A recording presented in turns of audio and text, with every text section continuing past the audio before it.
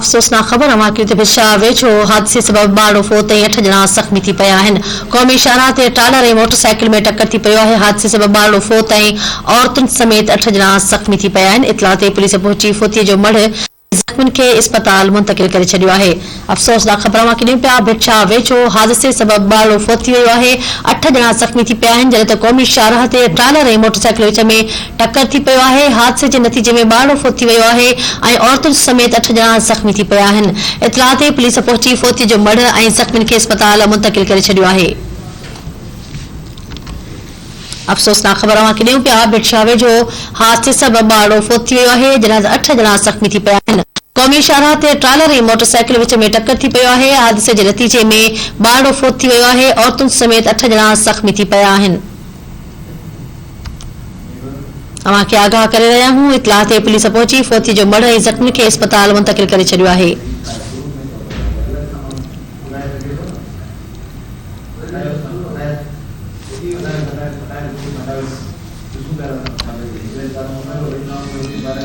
चीनासी नवां खे अफ़सोसनाक ख़बर ॾियूं पिया भिटशा वेझो हादसे सबब बाड़ो फोत ऐं 8 ॼणा ज़ख़्मी थी पिया आहिनि। क़ौमी शाहराह ते ट्रालर ऐं मोटरसाइकिल में टक्कर थी पियो आहे। हादसे जे नतीजे में बाड़ो फोत ऐं औरतुनि समेत 8 ॼणा ज़ख़्मी थी पिया आहिनि।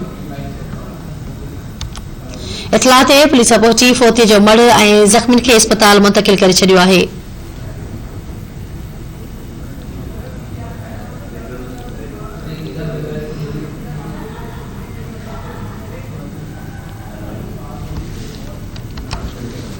भिटशा वेझो हादसे सबब बाड़ो फोत ऐं 8 ॼणा ज़ख़्मी थी पिया आहिनि।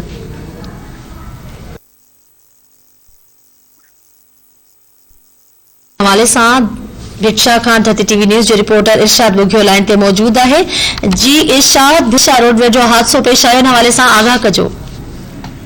जी बिल्कुल, भिटशा क़ौमी शाहराह ते तेज़ रफ़्तार कार ऐं ट्रालर में टक्कर थी पियो जंहिंजे करे जेको कार सां वण सां टकराइजी वई जंहिंजे नतीजे में 1 साल जो हिकिड़ो मासूम ॿारु फोत जंहिंजे कार में सवार औरतुनि ऐं ॿारनि समेत जेके टोटल 8 ॼणा जेके ज़ख़्मी थी पिया। कार जेका कराची खां 50 जेका वञी रही हुई त भिटशा क़ौमी शाहराह जेको टुटल हुजण जे सबब जेको आहे हादसो पेश आयो जॾहिं मासूम ॿारु अनिया गलत अवैध पंजाबी कॾहिं जे फोत थी वियो जॾहिं त ज़ख़्मियुनि में समरीन सना हानिया नोमान अवैध हिफाज़त में जेके 8 ॼणा जेके सख़्त ज़ख़्मी थी पिया जिन खे सरकारी अस्पताल मुंतक़िल कयो ऐं फोती ऐं ज़ख़्मी जो तरीक़ जेको आहे सो पंजाब खां ॿुधायो थो वञे।